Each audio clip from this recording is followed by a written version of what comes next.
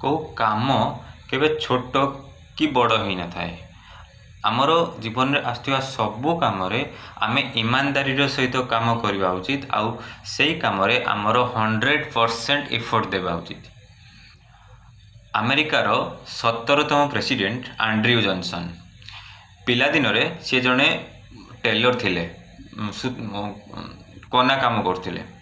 तो अन्य लोक मैंने सांग मैंने चिड़ाती मजाक उड़ाती या कहीकि जे तू जड़े टेलर, बट सी निज काम उपर गर्व अनुभव करती कारण सी कहती जे यही काम मध्यम सी टैलेंट देखी पार्टी आउ निजर 100% एफर्ट दे पार्टी।